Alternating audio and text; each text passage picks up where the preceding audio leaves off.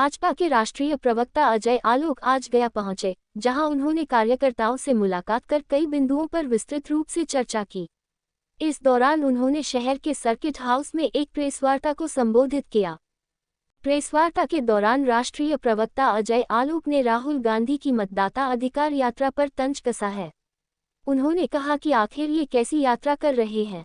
ये मतदाता पुनरीक्षण सूची पर सवाल उठा रहे हैं। क्या गया और बिहार के लोग इतने मूर्ख हैं कि उनका कोई वोट चोरी कर लेगा और लोग चोरी होने देंगे? राहुल गांधी संवैधानिक संस्थाओं पर लगातार प्रश्न उठा रहे हैं। निर्वाचन आयोग पर भी प्रश्न उठा रहे हैं। ये अव्यवस्था फैलाने में लगे हुए हैं। लालू के खेमे में बैठकर जनता को दिग्भ्रमित करने का कार्य कर रहे हैं।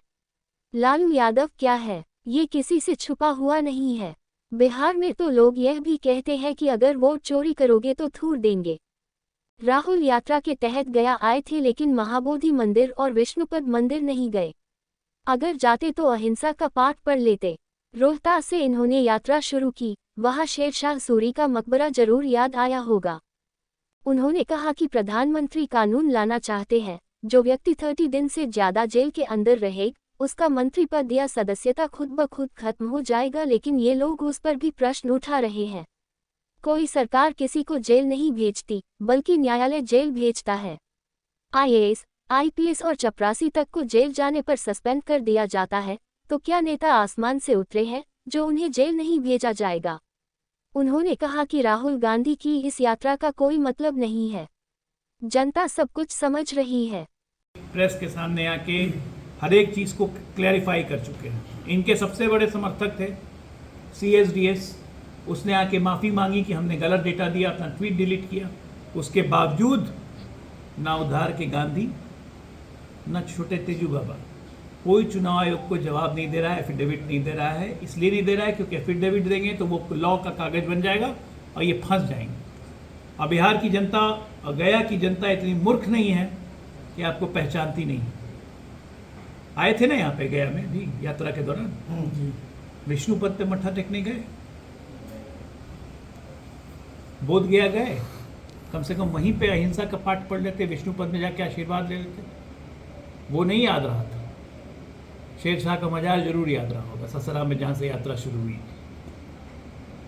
ये निरंतर बिहार का अपमान करने के लिए आ रहे हैं। कांग्रेस पार्टी का तो यहाँ कोई वजूद नहीं। लालू यादव के कंधे पर बैठ के यहाँ पर खेने आ रहे हैं। लालू यादव और RJD की हकीकत सबको ही जानती है, पूरा बिहार जानता है, और ये अब नहीं होने वाला है। और बिहार के लोग और गया के लोग खासकर, भाई 10 विधानसभा आते हैं गया जिला में, क्या यहाँ के लोग इतने मूर्ख हैं कि उनका वोट कोई चोरी कर लेगा और वो चोरी होने देंगे?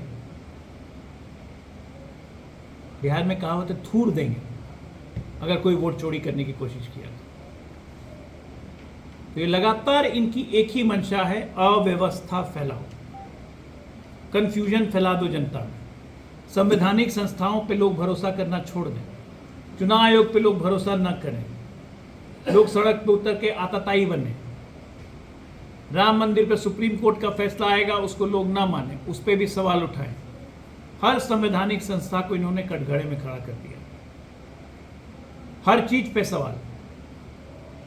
प्रधानमंत्री कानून लाते हैं संसद में कि अगर कोई व्यक्ति जेल चला गया 30 दिन से ज्यादा, अगर उसकी सजा, अगर वो जेल में रहा तो उसकी सदस्यता, वो उसका मुख्यमंत्री पद या मंत्री पद अपने आप खत्म हो जाएगा। उस पर भी दिक्कत है। भाई जेल से रह के सरकार आप चला सकते हैं क्या?